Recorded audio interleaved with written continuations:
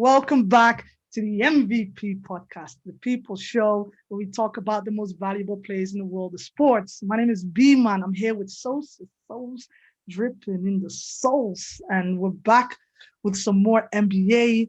It is non-stop. Yo, bro, I feel like there's 8 games on every day. You're not wrong. The other day, there was like 5 games on at the same time. It's just, I understand that we had to, condense the season.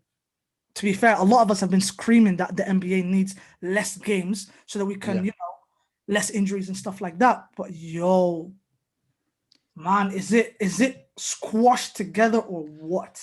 They didn't care, man, because they needed the money for the games being played. So although in our heads, the season's technically shorter by 10 games because they've gone to 72, something like that. But in reality, they started in December when the league would have normally started in like October. So there's no short, it's shortened, but like it's more jam-packed, which is just like the opposite of what was supposed to, like, we anticipated that, there'd be a gap between games, like time for rest. Maybe we can have like a certain game as like a main event as opposed to 5 games on at the same time. It's stupid, but I get it. There's protocol. There's a pandemic going on, this and that. So I fully understand. I get it. I like what they've done though. I only realized this yesterday, by the way, and it was Sacramento Kings that made me realize it as well. They played Phoenix back to back. And I was like, why are they playing them back to back? And then I found out afterwards that if a team is playing away, so if they go to California, they play all the California teams at that time. So if you come from the East and you go to Cali, you play all of them straight after the other, so that there's less traveling going backwards and forwards. And I like that much. And another thing that I also found out is that apparently the second half of the season hasn't got a schedule yet. We've only got the first half. Yeah, I didn't even know that. they're winging it as they go. Yeah. Okay, so let's get started then. I have a question for you, Sosa. Yeah. What's your favorite and what's your least favorite thing about the season so far? My favorite part of the season is actually getting a chance to see some of the rookies play, because we didn't see none of that. None of that. I'm happy to see my boy Tyrese Halliburton. He's been playing well. You know what? James Wiseman's been playing really well. Even Cole Anthony is good. The first round pick, Anthony Edwards, he's done really well. Yeah. They're things that I've found positive so far. The negatives, it's pretty obvious. It's the constant injuries and guys that are not fully fit to play and having to rest certain games. Yeah. That's kind of a drag. Yeah. Now I agree. Just to touch up on the rookies, like because we didn't know anything about them coming in. It's and the fact that, and this kind of ties in with the second thing, the thing that you like the least is because so many people get rested, a lot of these rookies are getting more minutes and they're getting more time. And we're starting to see that actually we've got some really, really, really good rookies in this class. So you mentioned Tyrese Halliburton, which by the way looks like a massive hit for Sacramento Kings. But you already know I'm a Killian Hayes guy, right? At Detroit Pistons. But like even man like Obi Toppin look really, really good. It's got Isaac Okoro, Isaac Okoro. Like what you want to see from your rookies is what can you do? And what could you potentially do? So if you see if you see that your rookie can hit the 3-point shot at a decent clip, you know that he's going to improve. So there's a lot of things that you can do there. And they're getting opportunity to play this year. I think a lot of these rookies are going to come out. Even people like I was watching the Milwaukee Bucks against the Miami Heat game today. Oh, yeah. Like Milwaukee Bucks have got 2 rookies. I don't know their names, but they are flamethrowers. Flamethrowers, right? These youngsters are already starting to find a niche. Pieces for Giannis. They got actual pieces that might grow with Giannis. Although they played in garbage time, and by the way, they broke the record for most 3-pointers made in a season in that game. Yeah, wow. In a game, the most in a game. They made in a game, yeah. They made 30. The record was 26 or 27. Sorry, no. But Houston broke it last year. Oh, they did. Yeah, That's the thing with the league now. Everyone's just shooting threes. The record get broken every week. But yeah, and even like people like LaMelo, like I'm awfully surprised. Like he looks over.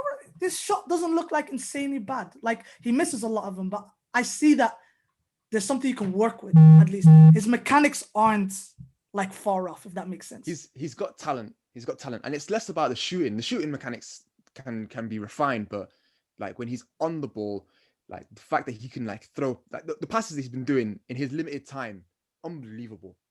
Yeah. Unbelievable. I don't think we've seen much of him just yet because he's coming off the bench, but he's all right. And then the thing that you like the least, man, is that hurting fantasy or what? Yeah. Is that hurting fantasy or what, man? It's Come mad. on, man. All these injuries or like all these rests, man. Kevin Love is out for 3 weeks. Cat's out for a couple of weeks. Yeah, yo. Like even although it's not really something that he could have avoided, but even Kawhi got injured. Oh yeah, his injury was slightly different though. That grueling elbow to the face. Serge Ibaka's about that life. He's throwing elbows like it's at a disco. It hurt him though. It hurt him, and he's been out. Listen? Did you see Skip Bayless on Twitter the other night when if I could block him, I would. That guy is hilarious. How is one guy gonna turn a Clippers loss into a diss on the Lakers? Unbelievable the gymnastics this guy went through to get to that. Hilarious. And he's there going, yeah, the fact that Kawhi wasn't playing, it should show how embarrassed the Lakers were. The fact that they lost them opening. I'm like the leap in logic to get from this to that. The Lakers didn't care, man. But it's TV time, right? Of course, it's hilarious. It's airtime. People love that. But it's a stupid take. But my favorite thing to take away. By the way, I wrote these just before we started, so I haven't really had a chance to think about what my favorite and what my worst thing is.